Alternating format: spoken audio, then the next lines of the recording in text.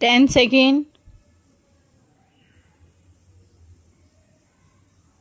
5 second, ready start. अध्यक्ष महोदय, जब कोई देश पराधीन होता है तो किसी भी स्थिति में उससे औद्योगिक विकास संभव नहीं होता। विराम। शासन करने वाला देश यह कभी नहीं चाहता कि पराधीन देश का औद्योगिक विकास हो और वह आर्थिक रूप से समृद्धशाली बन सके। विराम। ऐसा होने से उसे अपनी प्रभुसत्ता बनाए रखने में कठिनाई पैदा हो जाती है और इसलिए वह चाहता है कि राजनीतिक रूप से पराधीन देश आर्थिक रूप में भी पराधीन बना रहे। विराम। अपने देश भारत का उदाहरण हमारे सामने है। विराम। जब तक यहाँ अंग्रेजों का राज्य रहा तब तक उन्होंने यहाँ किसी भी उद्योग को पनपने नहीं दिया और इस प्रकार वह हमारी प्रगति के मार्ग में सदा ही रोड़े अटकाते रहे। विराम। पैरा। अभी हाल ही में कुछ आंकड़े प्राप्त हुए हैं जिनसे ज्ञात होता है कि भारत ही नहीं, एशिया में कुछ और देश भी ऐसे हैं जिन्होंने स्वाधीनता प्राप्ति के बाद भारी औद्योगिक प्रगति की है। विराम। कोरिया भी एक ऐसा ही देश है जिसे भारत से कुछ ही वर्ष पहले आज़ादी मिली थी। विराम।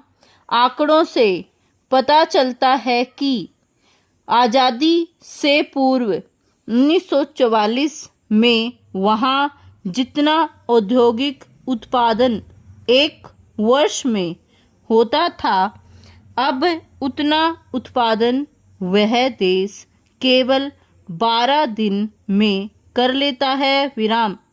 भारत की तरह ही यहाँ पर सामाजिक औद्योगिकरण की राह पर चलते हुए बड़े उद्योगों को केंद्र के नियंत्रण में रखा गया और मध्यम श्रेणी तथा छोटे उद्योगों को स्थानीय उद्योग बना दिया गया।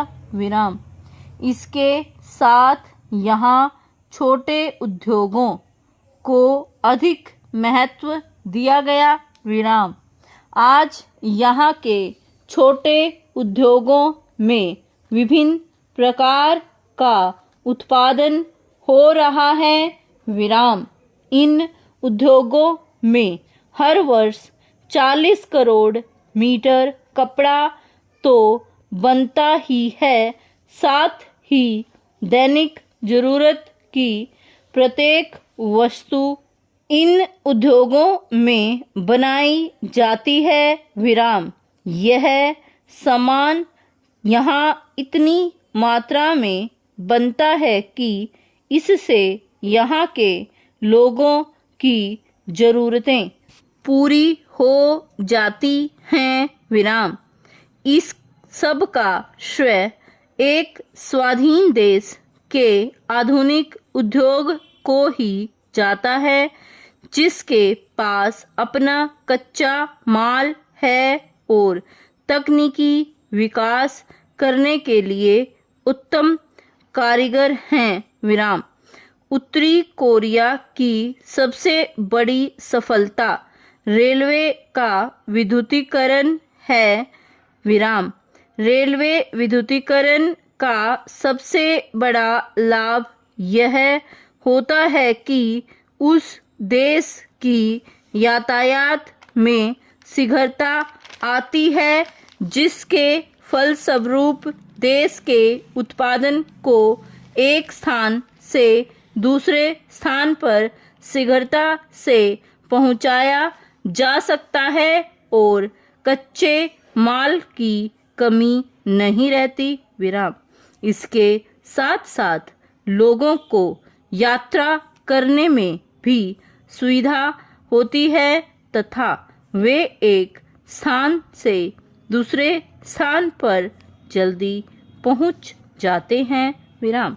मेरे विचार में भारत सरकार को भी कोरिया की भांति रेलवे के विद्युतीकरण पर अधिक ध्यान देना चाहिए। विराम।